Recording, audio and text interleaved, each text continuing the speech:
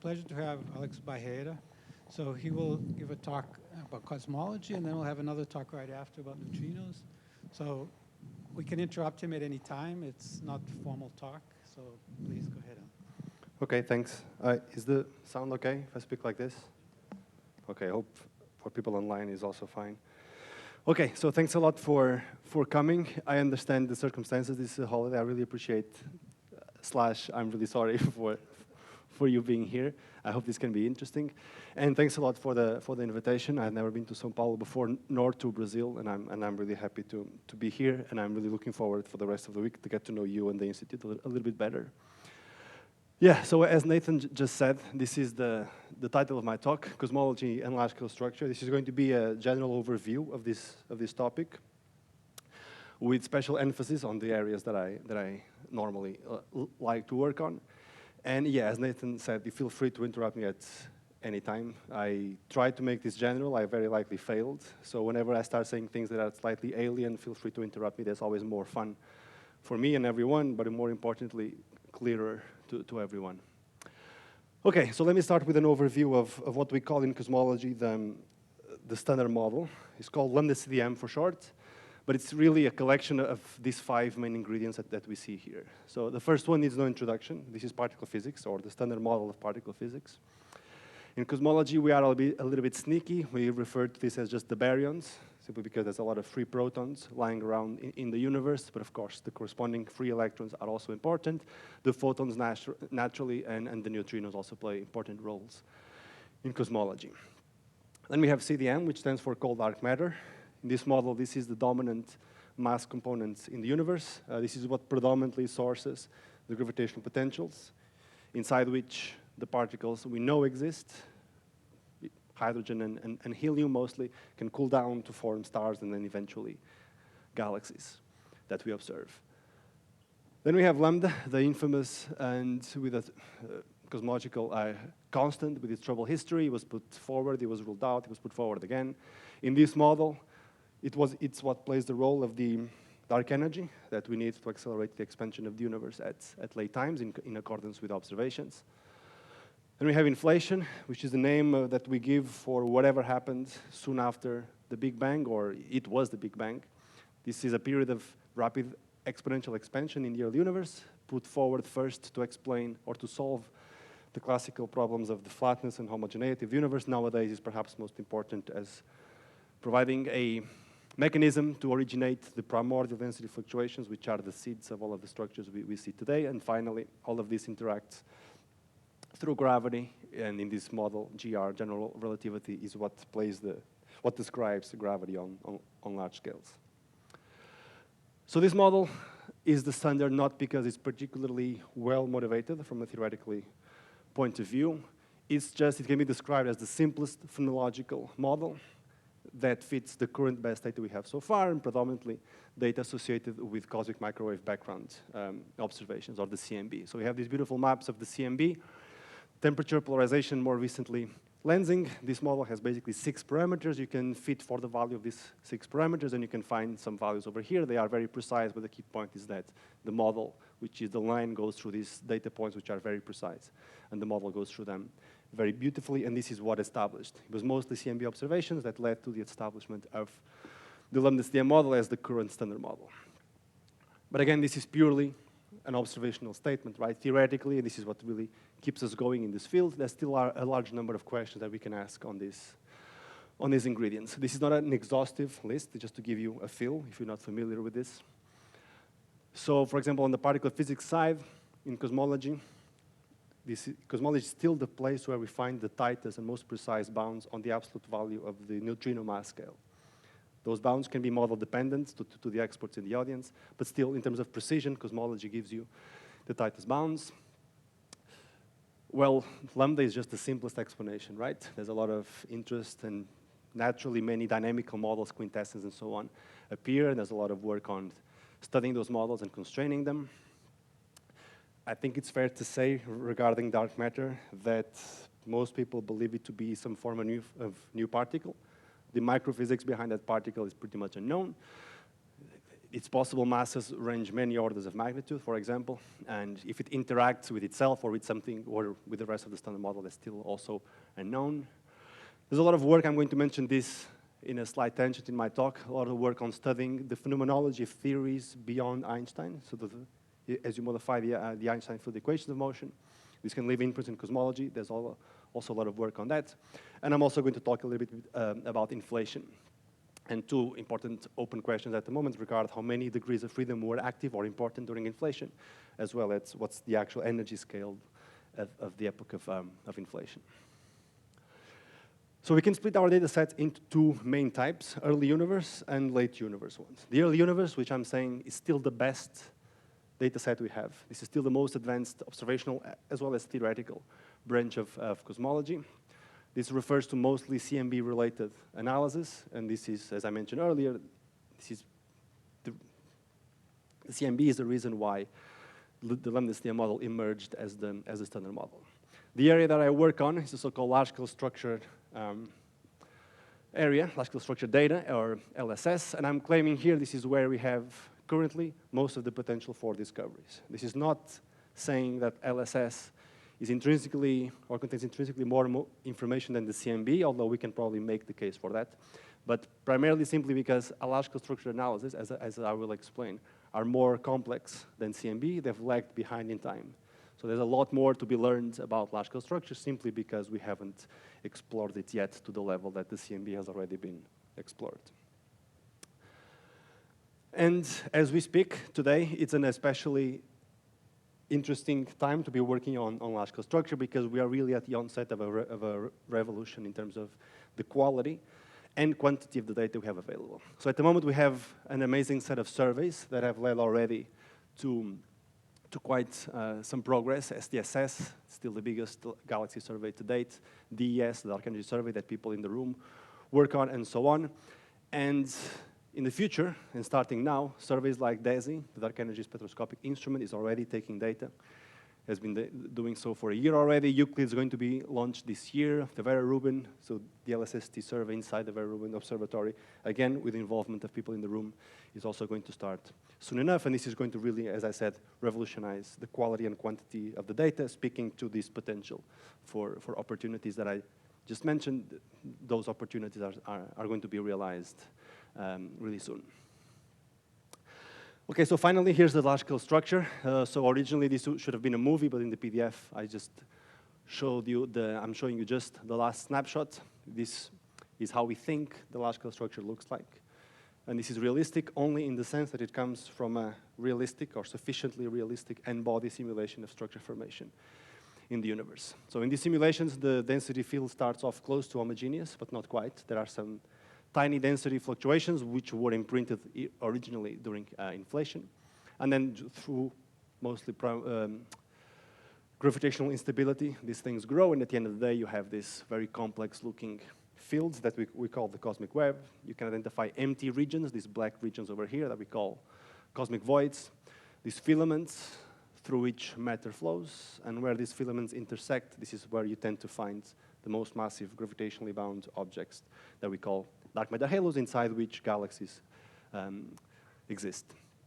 And what we do in this field is to use the statistics of this field, and you can see even immediately by eye, it's full of features, right? It's a very distinctive field, and we want to use the information encoded in here to basically tackle questions about all of the main corners of the lambda-SNIA model that I talked about before: dark energy, dark matter, inflation, gravity, and particle physics / neutrinos. Sorry, this is mass distribution, or what? This is the distribution of all of the mass in this simulation, yes. Really Dark matter plus baryons. Dark. Okay, so before I continue to the challenges, let me spend a little bit more time on the opportunities. Again, I'm going to go through just a handful of examples on how you can use large-scale structure to answer at least one question regarding the main building blocks of the lambda-SNIA model. Again, keep in mind, this is just for illustrative purposes. There's more to what I'm going to say, but at least just to give you an impression if this is an area that you're not as familiar with.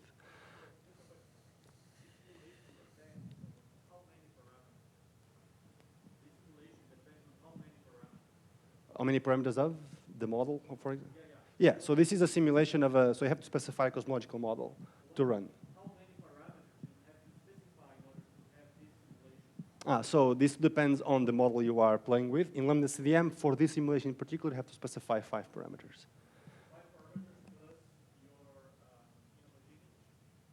No, the inhomogeneity is a Gaussian realization of those parameters. So the parameters, if you want, I can tell you, is the dark matter density, the baryon density, the dark energy density, so 3 of them, and then you have to specify the 2 initial conditions parameters that specify the primordial spectrum from inflation. It's amplitude and the spectral tilt.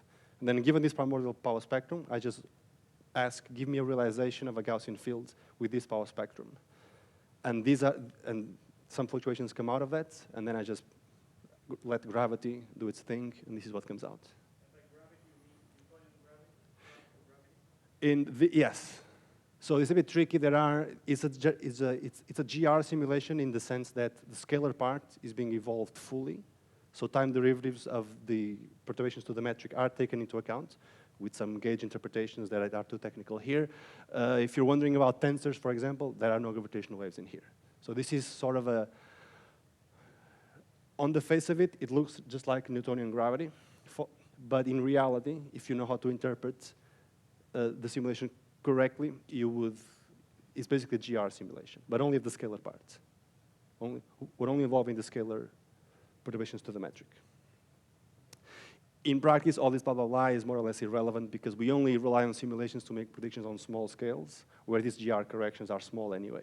So for all practical purposes, you can think of this as being just Newtonian gravity, which is what's relevant anyway for our regime. Okay, so let's go through this list real quickly. So concerning dark matter, one of the things, not the only one again, but one of the things you can do is to test the level of free streaming of the dark matter mass in the early universe, or if you want its mass. So here's the result from simulations of 2 dark matter models, the cold dark matter model and the warmer dark matter model. Warmer because it can stream out of potentials more easily. And you can see that if you look at the amount of substructure, this is a way to distinguish between these 2 models. Because of the ability of this model to free stream out of small-scale potential, you can see that this erases small-scale structure, and this is a way to test different models of dark matter, to look for the amount of substructure. So concerning dark energy, one of the things dark energy does is, as it starts to accelerate the expansion of the universe, at about redshift 1-ish, a little bit less, it decelerates structure formation, because the acceleration acts as friction to the inflow of matter onto the potential. So the acceleration of the background decelerates structure formation. This is the result from simulations. Let's just focus on the red line, or on the red points. This is showing the relative clustering of dark matter on small scales relative to Lambda CDM. This is in Fourier space, so these are large scales, these are small scales. And you can see that we have an enhancement of the clustering. That's because in this model here, doesn't matter what it is, in this model here, the Hubble expansion rate is slightly lower compared to what you would get if you had lambda, and as a result, you have more clustering. So this is one of the things you can use large-scale structure for in terms of dark energy. Okay, let me spend a little bit more time on gravity, simply because it was an area that I worked on for quite some time during my PhD back in the day, and a few years after that. And let me tell you, in particular, the story, the troubled history of the so-called Galilean gravity model. So the story of this model, really quickly, it was proposed, first of all, by Nicolis, Rattasi, and Trincionini back in 2008. As this simple exercise, they realized that in some other modified gravity model, some brane world with some higher dimensions, some interesting derivative coupling term of a scalar field was found. And they asked, which was basically this term over here, box phi and an x. And they just asked the question, how many, with a single scalar field, how many terms can I write down that satisfy a Galilean symmetry, meaning I shift the gradient of the scalar field by a constant, while still having second-order fields equation of motion, so no higher than second-order derivatives. And interestingly, or maybe not, I don't know, I think it is, they found you can only write down these 5 Lagranges over here. Anything else is either unstable, higher-order derivatives, or it can be thrown away because it's just a total derivative and doesn't contribute with dynamics. This model was later covariantized in this paper by Defayet et al., where they introduced these explicit couplings to curvature in L4 to R, and the Einstein tensor is here, to keep the equation stable when you go from Minkowski to a curved spacetime like FRW. So this model was a toy model. I want to emphasize that. This model has nothing fundamental to it other than let's check how many Lagrangians I can write that satisfy this shift symmetry. But from a phenomenological perspective, this model was very interesting for a number of reasons. First, So can you say again what the symmetry is? I missed. sorry, say? I missed what the symmetry is. What symmetry do these 5 terms It's have? grad, so d mu phi goes to d mu phi plus b mu, where b mu is just some constant for vector, which is satisfied, which this model satisfies in Minkowski space, in flat space.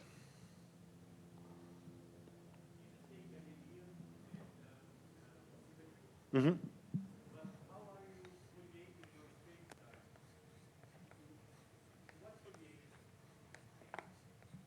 Does that matter? So this is what it means.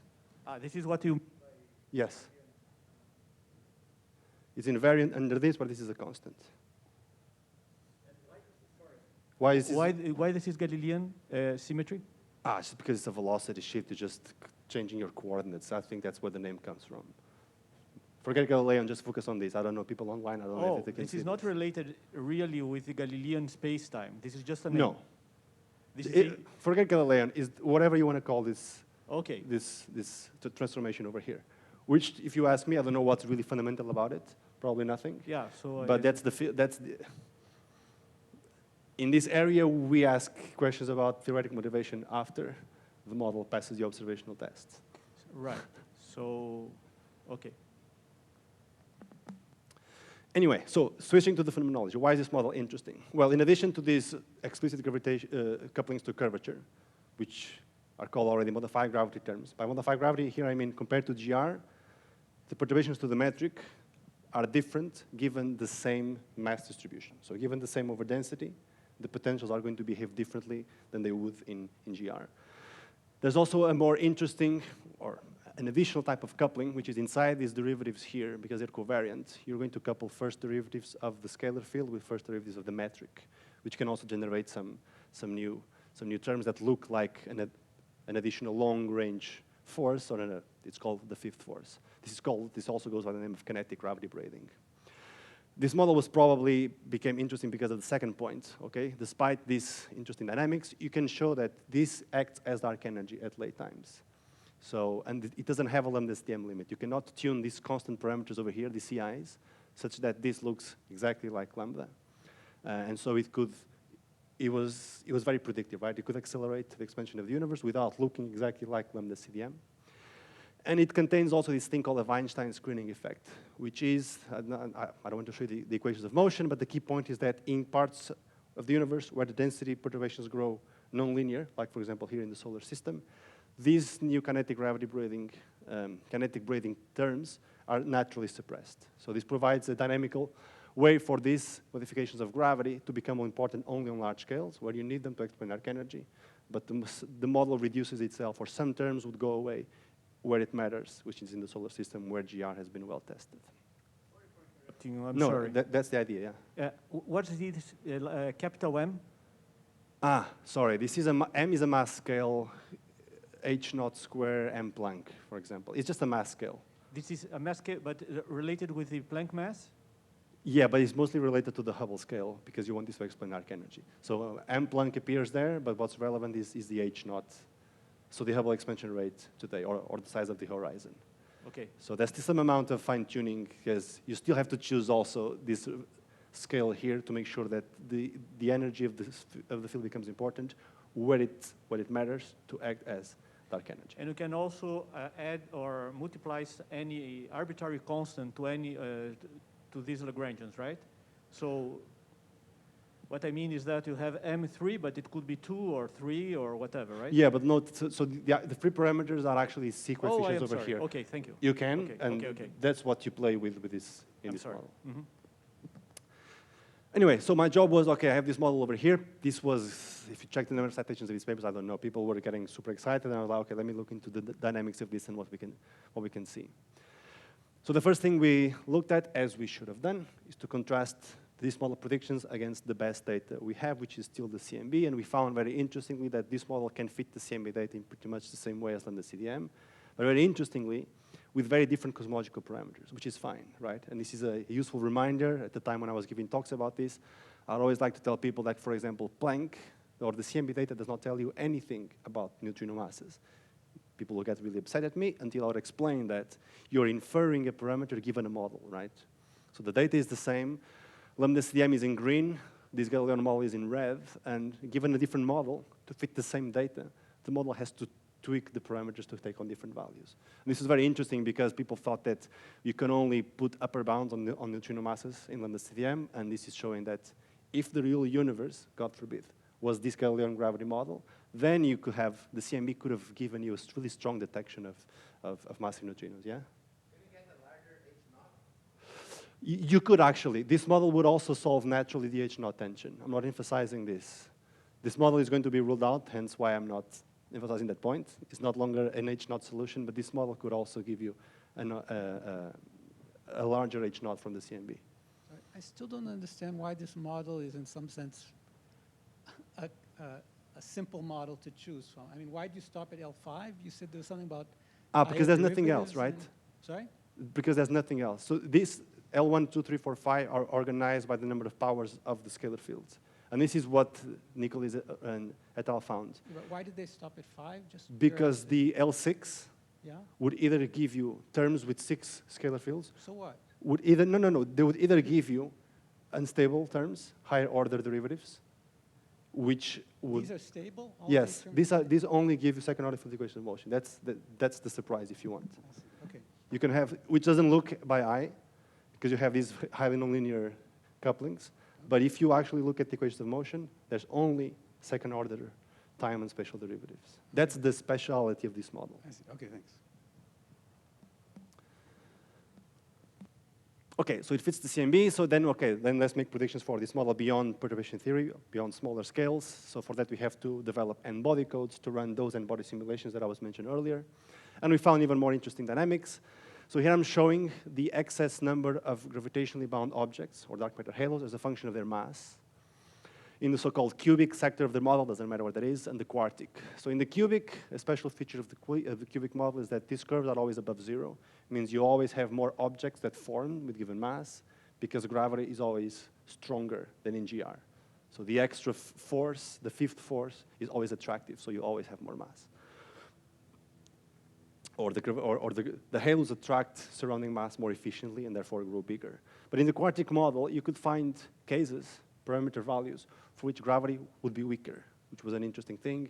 And it could be tied to some tensions that people were finding in cosmology at the time, and still are, like the SA tension, but that's a separate story.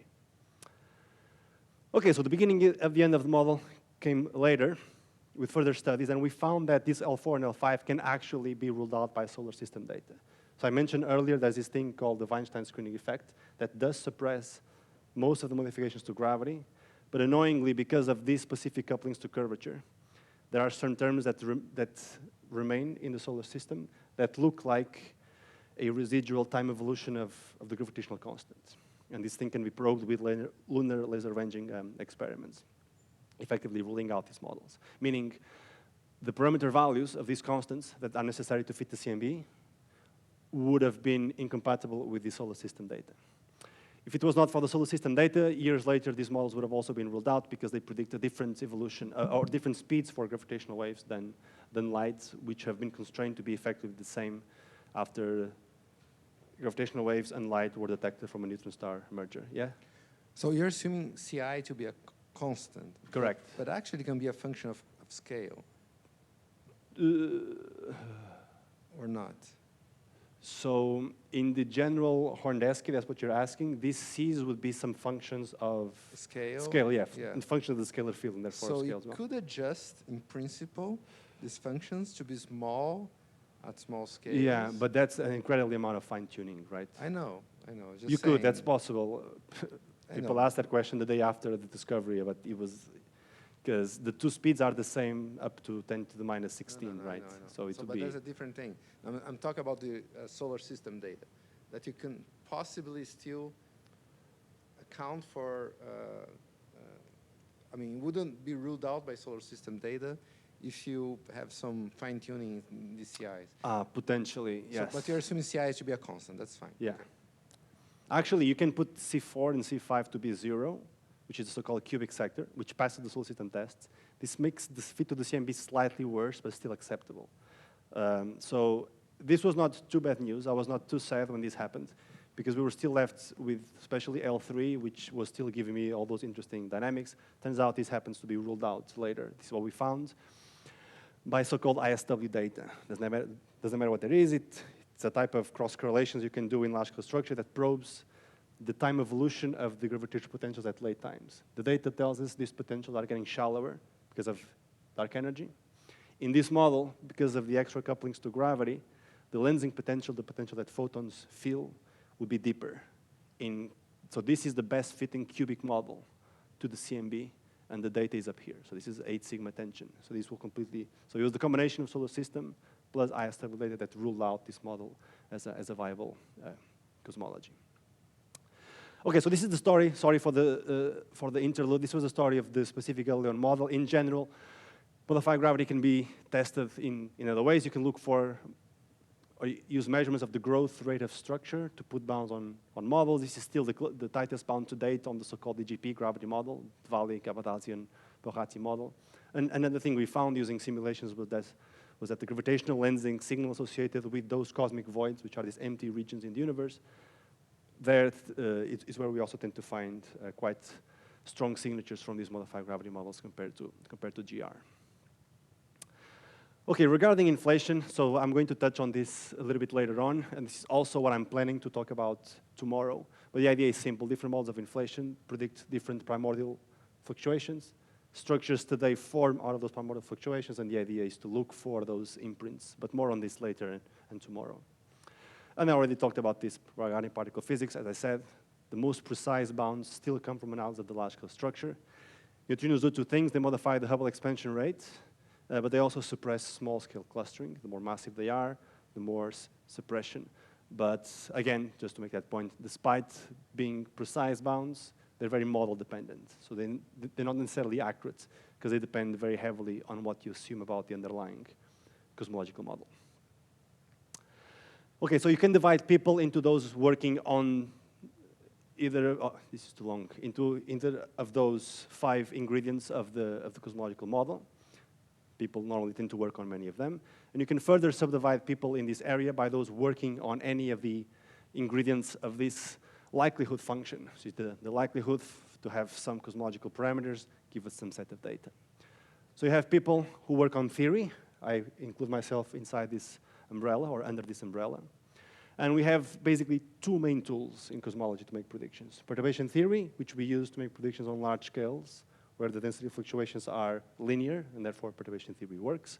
On smaller scales, when those density perturbations grow nonlinear, we have to rely on direct n-body simulation to make predictions on small scales. And you can develop things which are hybrid approaches of perturbation theory and n-body simulations, like the response approach that I developed back in the day together with Fabian Schmidt. And we have the data, of course, very important. In cosmology, we have 2 main types of data sets: galaxy clustering and weak lensing data, or cosmic shear. Galaxy clustering is basically just the 3-dimensional the mapping of the 3-dimensional distribution of galaxies. Cosmic shear is you take galaxies in the background, you look at their shapes. The light coming from those galaxies is going to be lensed by intervening structures coherently. So you can measure correlations of the shapes of the galaxy, the elasticity of the galaxies, and you can probe the density fields in projection along the line of sight. In cosmology, annoyingly, we only have one universe. We cannot repeat the experiment several times to understand our errors, so we have to estimate the covariance matrix of the data ourselves. You can use simulation-based methods. You can use analytical methods to do that. And then, given these ingredients, you basically sample over the cosmological parameters of your assumed model, and this is the end product. So confidence contours on the cosmological parameters you are interested in. This is just to make a small point. Again, this is too technical, just to highlight this paper that I really like, together with Elizabeth Krause and Fabian Schmidt, where we showed that what was perceived to be a really serious problem to the analysis of these future surveys, people were convinced that simulations were the only way to estimate the covariance. and this will be extremely expensive. We show that if you sit down and actually work out what the covariance is, you can find that you can write down simple analytical expressions with some ingredients that you can calibrate with a handful of simulations. And this solved a very serious problem. This has already shaped the analysis of existing surveys, and I expect this to continue to be the case for this future large-scale structure that I mentioned. Okay, so given this attempt to motivate large-scale structure data to constrain fundamental physics and cosmology, in the rest of this, I'm going to divide the talk into two parts. And I'm going to address in particular two challenges, theoretical challenges that I think are very important and crucial to overcome in order to realize the strong potential of large-scale structure to test cosmology. And those challenges are related to the fact that the large-scale structure is invisible, as well as the fact that it is non-Gaussian. And let me start with the invisibility. So here's the same picture as before. Nathan asked me what was this? Was this all of the mass? And I said, yes, this is all of the mass distribution. And that's the problem, right? Because we don't observe that. This is predominantly dark matter dominated. There's a reason why dark matter is called dark. We don't observe it. And that's the challenge. We have to infer the statistics of this thing, but we only have access to about 15% of it in terms of mass, which is what's in the form of baryons, right, inside as gas and stars in galaxies and clusters of galaxies. So rather than this is what we're dealing with, right? Let me just flip between these two cases a few more times because it's annoying and because it's, more importantly, because it's instructive to really help appreciate how much of that rich structure that I was going on about goes away. All that stuff that contains a lot of information about cosmology goes away when we restrict ourselves to what we can actually observe.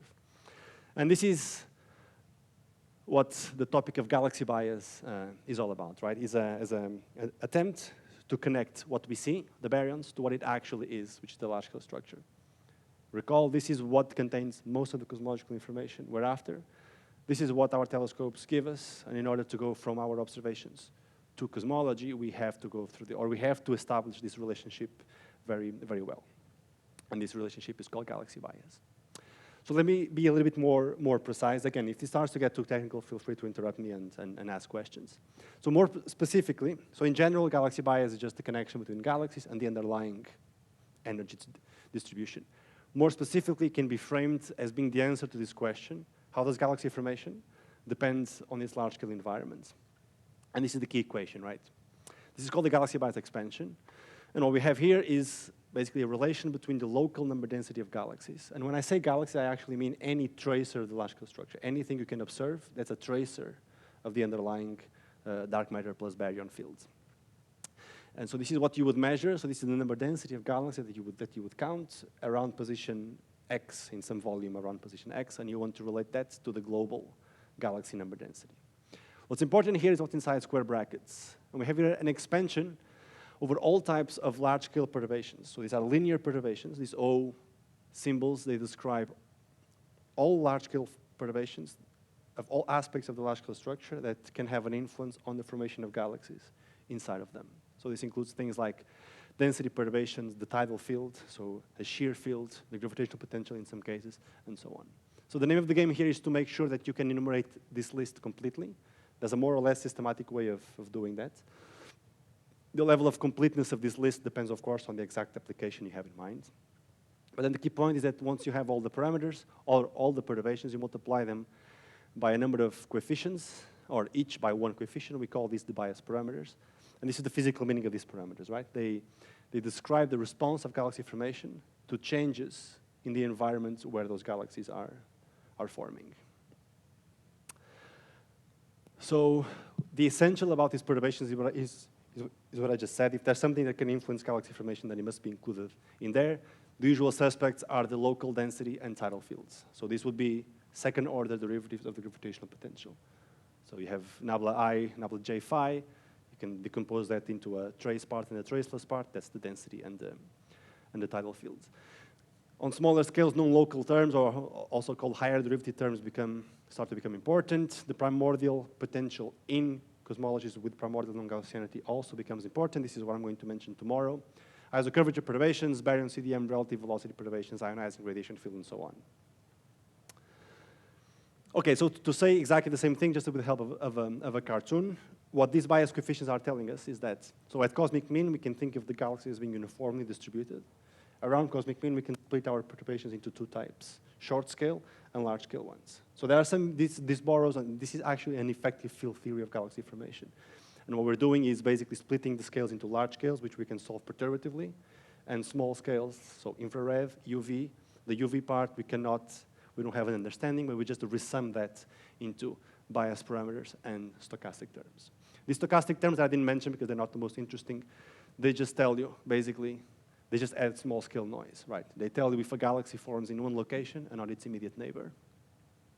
But then we have the more interesting large scale perturbations that coherently modulate the local number density of galaxies. And importantly, the strength of this modulation is what these bias coefficients describe. So physically, each of these bias parameters is a complicated integral over the whole light cone that gave rise to a given galaxy that we cannot solve analytically, but we know it's only a function of final time. So I just call that a parameter of all the complicated physics that are behind galaxy formation. And then we just have to fit for those parameters. So this epsilon is such a something random, or is it? Yeah, this is basically random. Is it obvious why it shouldn't be proportional to global density, or is it obvious that it's independent of the global density? The random? You mean, why is this not here? Why is it not inside the brackets? It probably is, actually. I'm just grouping all of the terms here. So I don't know if this answers your question, but for example, under the assumption, which is an assumption, that galaxy formation is a Poisson process, these two leading order is just 1 over the number density. I don't know if this answers your question. So if I would put this inside, this will be a constant, basically just white noise. Outside of the brackets, this is 1 over n bar. So it's Poisson with that expectation value. So how can we make predictions for these bias parameters? There are several ways to do that. They're all based on simulations, because we're talking about galaxy formation, which is complicated. We cannot form galaxies with equations. We have to rely on simulations. And a especially neat idea that I like, which is quite powerful, is this one based on separate universe simulations. So this is all based on this idea here, that this separate universe theorem, or ansatz, or conjecture, whatever you want to call it.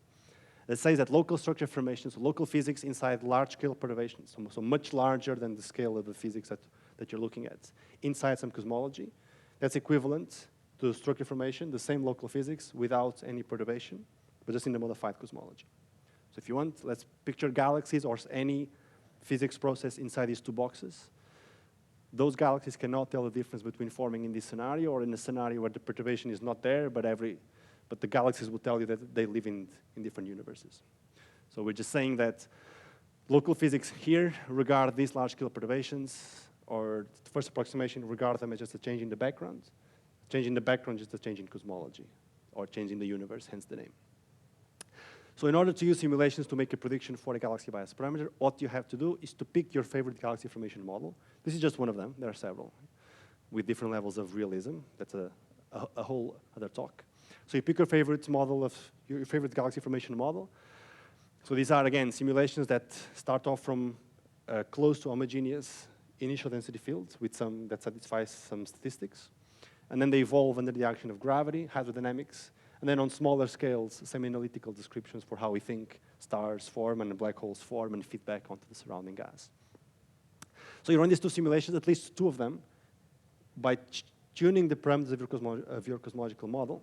It's interesting to discuss what's the mapping between different perturbations and changes in cosmology, but let's leave that for later. But the idea is that you tune your cosmological parameters to mimic two values of the perturbation you are interested in, and then that's it. You just count how many galaxies of your favorite type form in this simulation and in this simulation, and you just differentiate that with respect to the amplitude of your perturbation, which is an input, and this immediately gives you the bias parameter. Just as an aside, why this is especially powerful is because through this technique of being able to embed the whole simulation inside a large-scale perturbation by changing the cosmology, the simulation itself does not need to be very large to resolve these large-scale modes.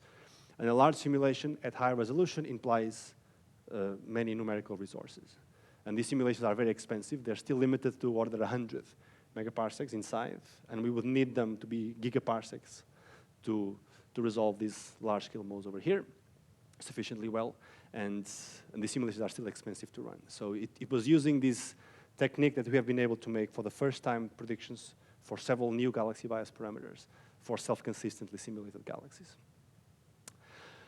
Okay, so as you can imagine, when I take galaxy data, and if I want to extract cosmology, as I mentioned earlier, I have to go through bias parameters, right? So the greater my knowledge of these bias parameters, the greater my chances to obtain tighter or more precise measurements of my cosmological parameters. This is true in general, and especially critical in certain tests of cosmic inflation, in particular in measurements of the so-called FNL parameter.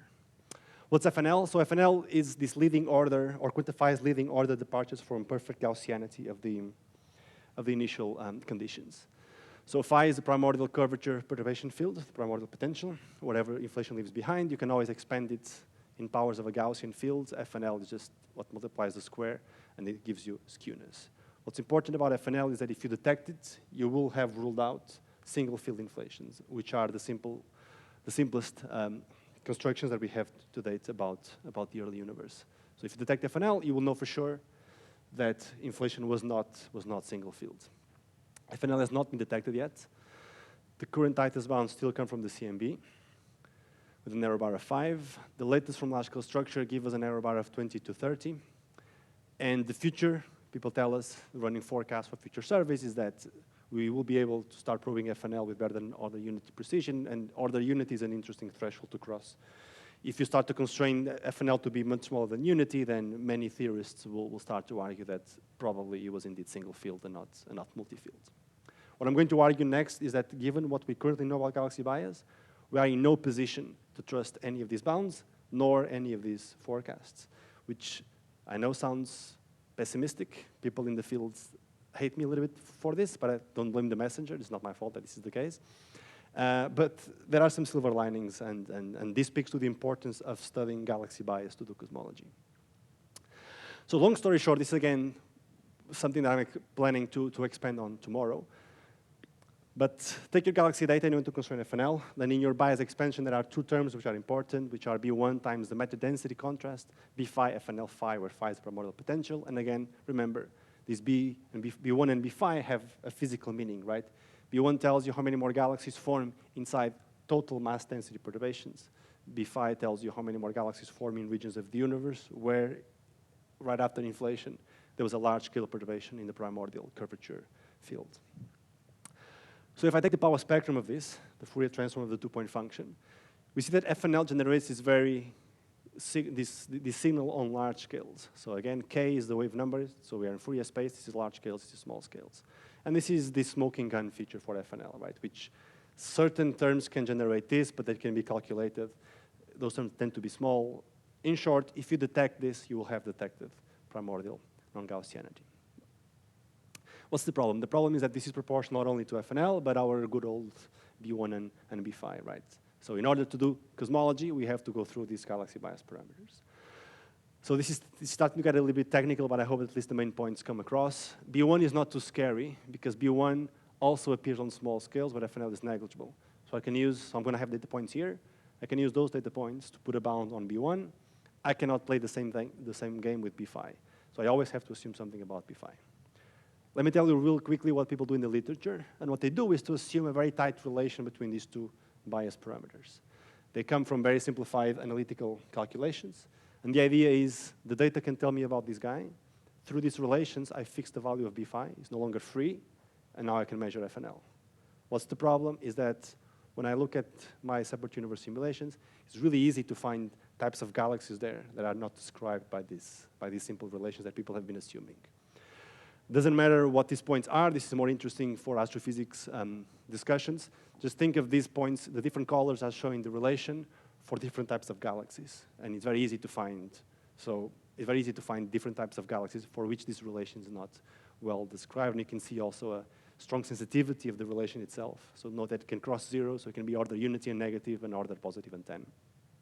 Or positive and order 10. This comes with problems and opportunities, so let me just mention this real quickly before moving on to the last part of the talk.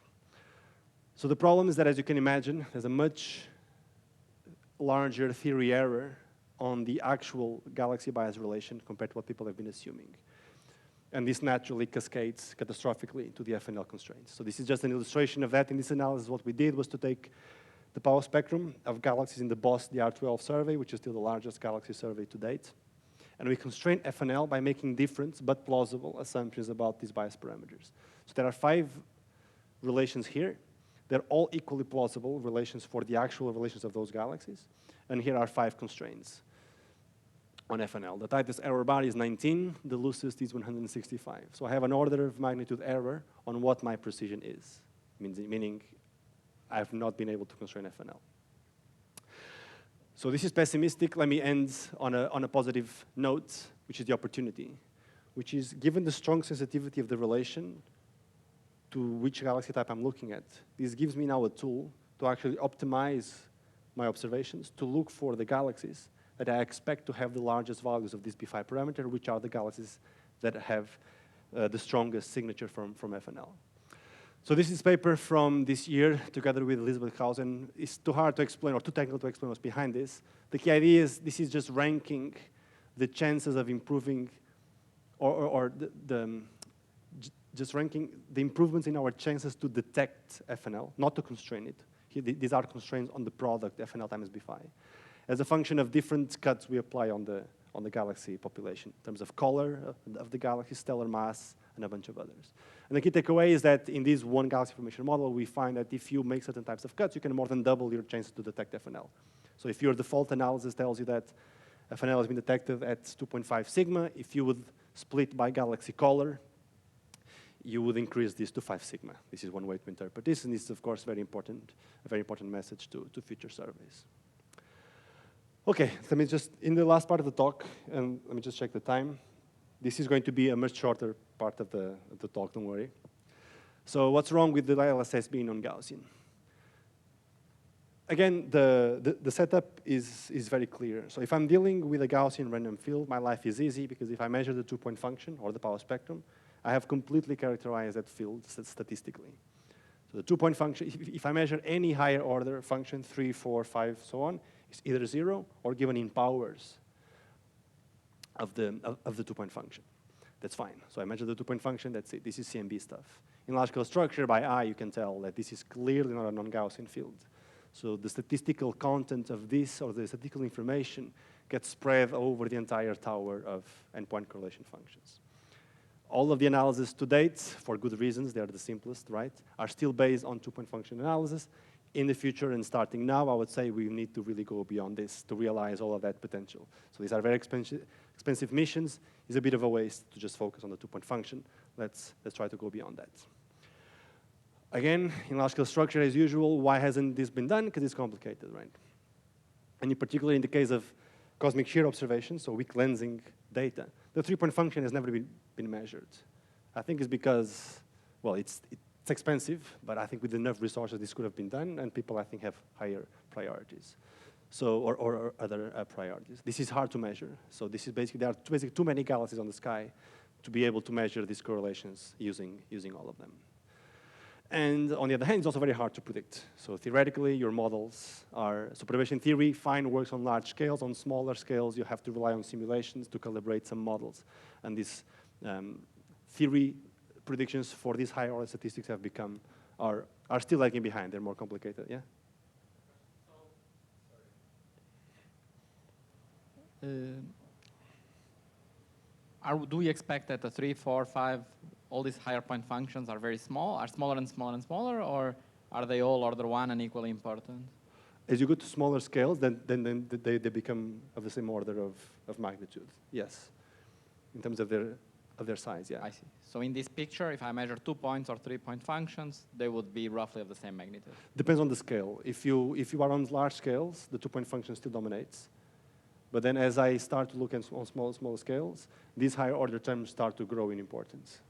I see. And what is small and large scale? So if this will be basically, the nonlinear scale is roughly the scale of the size of a few times the size of dark matter halos. I see. So the size of the galaxy, more or less. Yeah, more or less, yes. 10 times the size of the galaxy, more or less. Okay, eventually this will be done, but something that we can do already at the moment is to focus on a three-point function called the integrated shear three-point function, which is an idea we have been playing with. That's just one thing. So you Yes. said that people have other priorities, but if you want to study this theory, why isn't this the most important thing?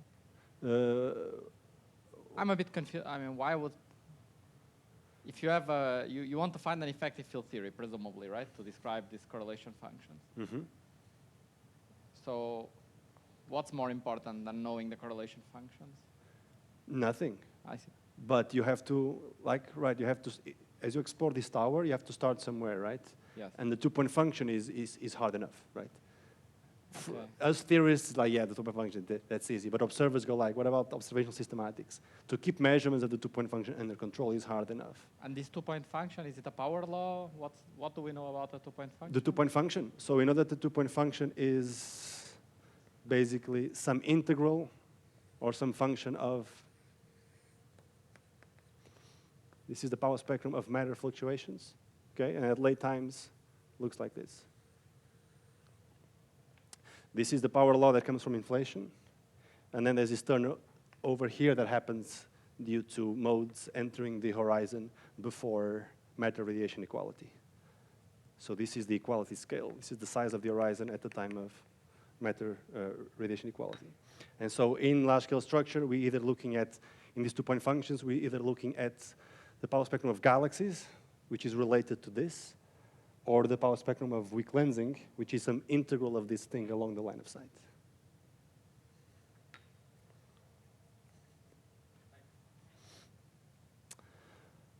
Okay, so let me describe what's the main idea here. So rather than measuring the full three-point function, which is expensive, there's a trick you can play, which is you divide your sky into patches. And then inside each patch, you measure the PDF of your observable and you compute the mean. You measure the usual two-point function, and you multiply the two, and you take the average. This is called the integrated shear three-point function. It's easy to measure, because I don't rely on an explicit estimator of the three-point correlation function. I can just measure the two-point function, which we've been doing for quite some time, and the PDF as well. And you can show that this is a way to probe the three-point function in the so-called squeeze limit, where of the three modes, one is much smaller than the other two. So it's a squeeze triangle. And using this response approach to perturbation theory that I didn't, that's too technical to explain in this talk, but just believe me, this is easy to predict, right? With a handful of simulations, we can calibrate our model to have very robust predictions as a function of cosmological and baryon physics parameters.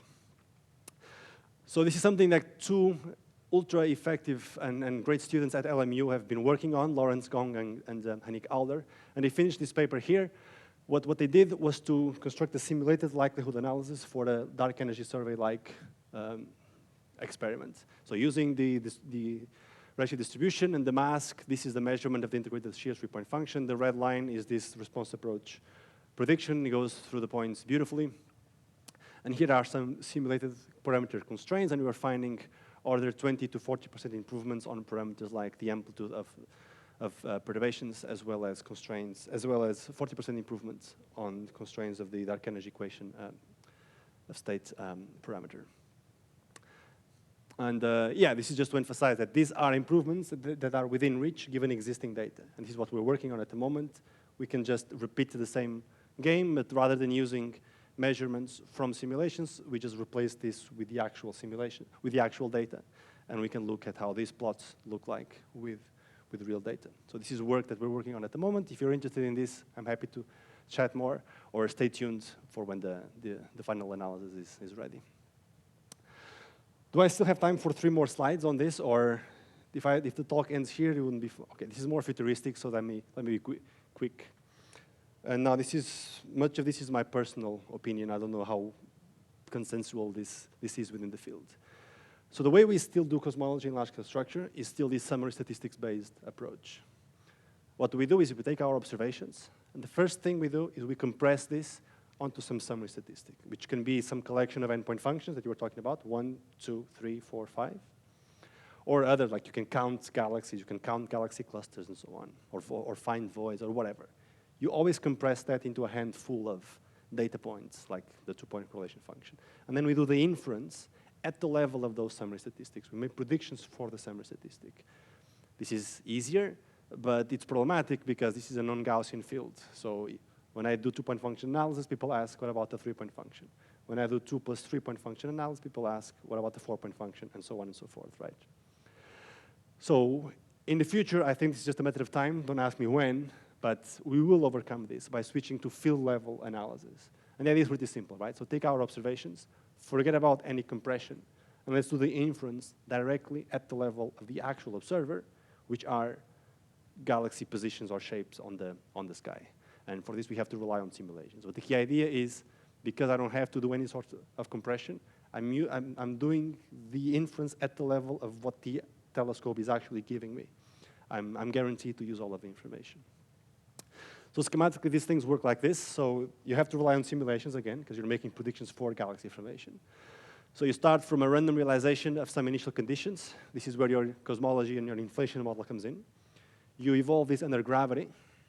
This is where, if you are into modified gravity, which is where your theory of gravity would come in, you generate the forward evolved mass distribution. And then with some bias expansion, you use that to construct the forward evolved galaxy distribution, which you can now compare, and now this is the important point, directly at the field level, like so field against field, with the observed galaxy distribution, and now you just iterate over the whole process, sampling over the phases of the initial conditions, which is, of course, extremely expensive, the cosmological parameters and the bias parameters. And so if you just want the constraints on the cosmology, at the end of the day, you just have to marginalize over the phase of the initial conditions and the bias parameters. So like everything, this has pros and cons. You can see my personal bias from the way I'm referring to the pros and the cons. The disadvantage is that this is highly numerically intensive, okay? And this is for 2 reasons. First, to sample 1 point in my parameter space involves running effectively an n-body simulation, which doesn't take half a second in a computer yet, so this still can take some time. But the parameter space we're dealing with is really high dimensional because of the need to sample the initial conditions. So the phases here would be values of the density fields on a grid. So I'm discretizing my density, my primordial density field. So if this field is, or if this grid is 100 nodes on a side, this already gives me 1 million parameters to sample over. But there are ways of doing that. Hamiltonian Monte Carloing is a sampling technique that can deal with this, but still, it's very numerically intensive. But the advantage, as I mentioned earlier, despite the numerical intensity, at the end, at least, you're guaranteed to know that you're utilizing all of the information. The covariance matrix, yeah, that's a nice part. This is just those short noise terms that I mentioned and then Nathan asked about. So that's all you have to specify. The covariance is the noise of the underlying process, which to first order, we believe it to be Poissonian, but you can add simple corrections to that. There's an advantage of this. The covariance matrix is relatively simple compared to the covariance of the 2 or the 3-point function. And this is just a simple proof of concept against simulation. So here we are applying field-level analysis on a set of simulated galaxy samples, not real data. These are the recovered constraints on the amplitude of fluctuations. So this is AS, the amplitude of the primordial power spectrum, or in terms of a late-time parameter called sigma 8. And we can recover to some good precision the fiducial value that was used to run the simulation. And this is on a relatively small box. So using 2 and 3-point function analysis, on this volume, we wouldn't have enough statistics to get so precise estimates of this parameter, which means by working at the field level, we're really utilizing higher order information to extract this parameter.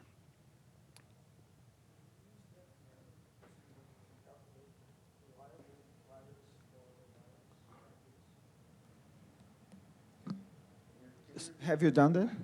Yes, I have. Yes. Do I have a few? I think I have a slide on that. But you can marginalize over what you don't like here to get constraints on what you want, and you can also use this to study the bias parameters. Yes. Have you done that? Yes. Do I have? Okay, let me go through the list of my extra slides. I hope I find one. Yes. So here's an example of that. Ah, okay.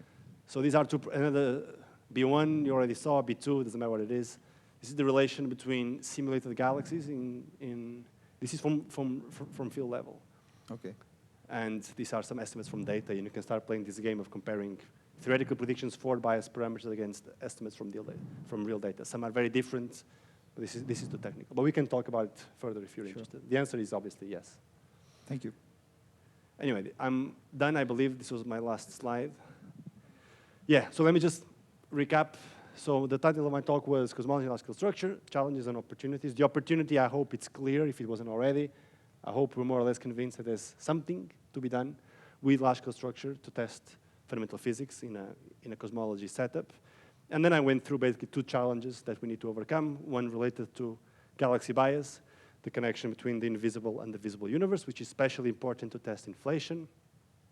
And also, we need to start going beyond the two-point function. At the moment, we're already making progress with this integrated shear three-point function analysis. And in the future, eventually, it's just a matter of time until field-level analysis in some shape or form dethrone current summary statistic approaches.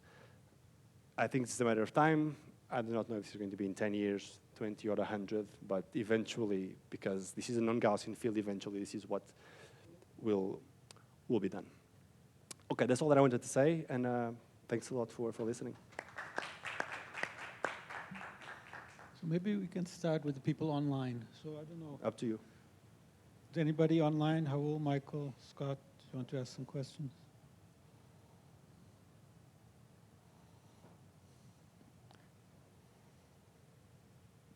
No? Anybody want to ask? Go ahead, Ben. Okay, I'll take the bait. Go ahead, Scott. It was a great talk. Thanks. Have you thought about? I talked a little bit about systematics, but things like in the shear thing, there's IA, there's covariance matrices, there's photo-ZRs. I mean, so have you included those kinds of things when you did this? I assume you're talking about this analysis here. The answer Yeah. is yes. So let me tell In general, I mean, things tend to be, at least to me, easier in simulations than on real data. So I don't know if you've encountered the same thing. Yeah. So this analysis here, I didn't go into that, but in this case, we include cosmology as three parameters, and then we include also systematics, and we include the usual three, like photo-Z errors are included in here, multiplicative shear biases are also included in here, and IA in their usual NLA, the nonlinear linear alignment model are also included in here. And the other thing you asked me about was the covariance. The covariance of this, for the time being, we've been relying on simulations. So within DES, that's still doable. The number of simulations we need is still can still be done. We've compared two ways to get the covariance matrix, one using log normal realizations and another one using n-body simulations. So the analytical calculation of the covariance here will be complicated, but we've been doing simulations for that. So the answer is yes, we have the main systematic parameters accounted for in the usual approximations that are currently done in standard 3 times 2 point analysis, and the simulation is what we're using to get the covariance. So if I remember correctly, you had 2 redshift bins, is that right? Yes. And so you put in like a shift parameter for the DNDZ or something? Yes. That's so we have 2 photo-Z redshift parameters that shift the blue and the orange left and right here, which I believe is what DS tested, a more elaborate approach. But from memory, I think they concluded that this shift would give more or less the same result. So we opted for that for simplicity. But yeah, you're right. It's just this constant shift for the time being. Okay, thanks.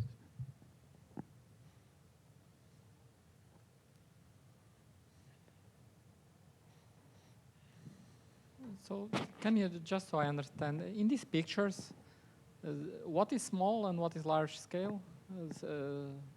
What distance there was large and what is small? Probably this whole box here is small. Okay, But in general, in cosmology, when we start saying large scales, we are saying things like 50 megaparsecs. To give you an idea, 50 megaparsecs is roughly 50 times the size of the dark matter halo of a very big galaxy.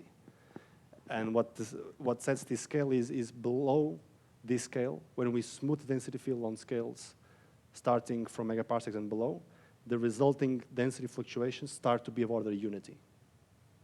So from a field theory point of view, this full box is like UV. It's like seeing the details, and I would have to zoom out to see something more coarse-grained, to have some more slowly varying field. Correct, yeah.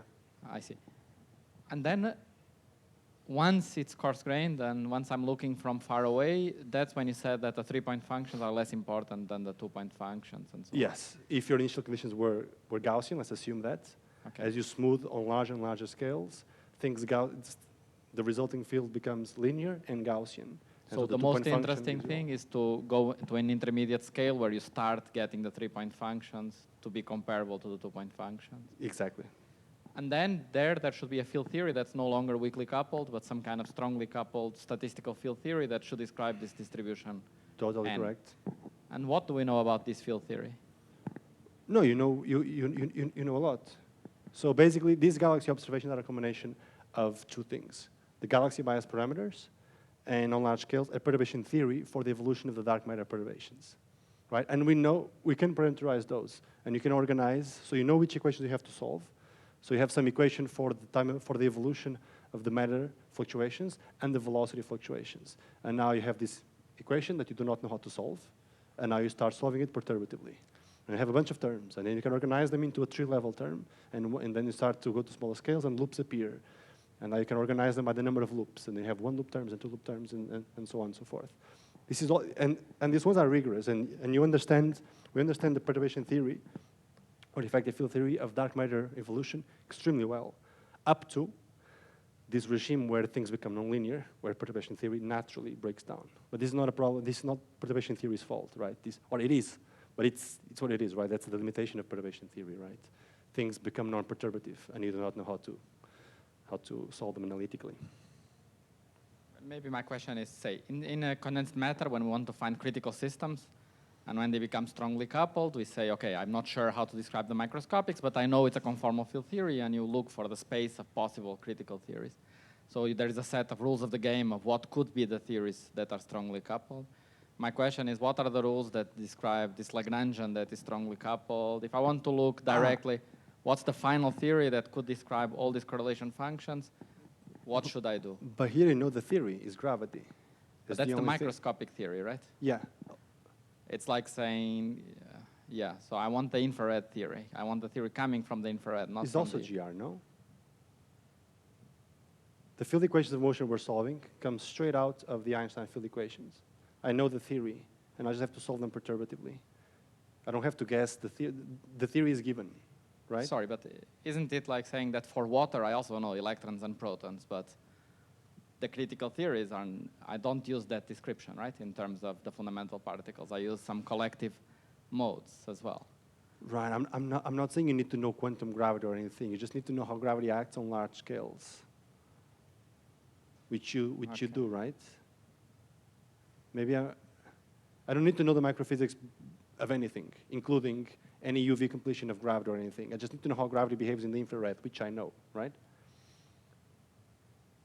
Okay. I think this is simpler than what you're thinking. This is just, I know the theory, I just have to solve. Take QED, right? In QED, what do I have to guess about the theory? Nothing. Given the theory, here are the equations, and now we just solve them perturbatively. This is the same. This is the analysis here is pretty simple. Or I think is closer to that.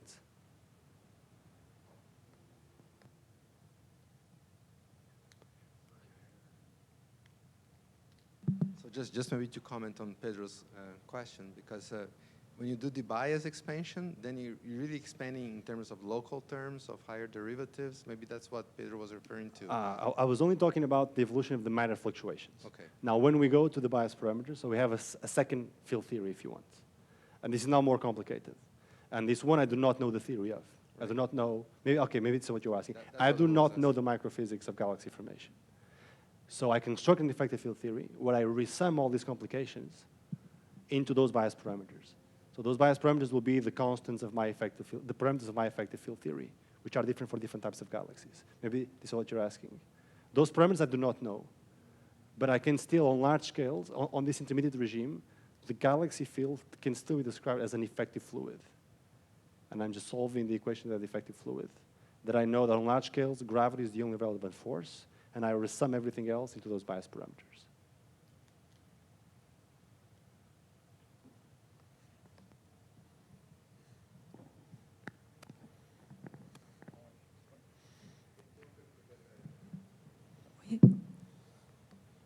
So thanks for the talk. It was amazing. So you mentioned when you were talking about doing things at field level instead of the summary statistics, you mentioned that there are some problems with the computational, the numerical cost. So is there any way to overcome this that people are working on? Yeah, you rely on approximations, right? So the first thing you can do, which is what we've been doing, if you look at galaxies, you normally work on larger scales. So this gravity part here does not need to be a full n-body simulation. So maybe you're familiar, like something simpler as just like Zeldovich approximation or the Lagrangian perturbation theory can generate, which breaks down on small scales, but it's fine on large scales. Or approximate ways to solve gravity that are not full n-body simulations is a way, and it's currently what we have been using. This accelerates this n-body part over here. The sampling of the initial conditions, the only way that I know to make this feasible is based on these Hamiltonian Monte Carlo approaches, which are, okay, efficient compared to standard MCMC in that it doesn't take an infinite amount of time, but it's still expensive. That I do not know of how to maybe improve on that, but the quickest thing that came to my mind is you can play games by approximating or rely on approximate versions of gravity. But if you want to then, in the future, turn this into applications for weak lensing, where you need the small scales, then these approximate solvers, I don't know, they will break down as well. So maybe this will only be fully realized when quantum computing becomes a thing or something. I said the future, I didn't say when. Would you say that the main difficulty in the field level approach is currently numerical or computation instead of observational?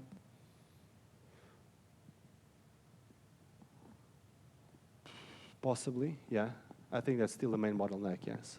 That's another advantage of field level. Maybe I should have expanded more on the field level part, since people are interested.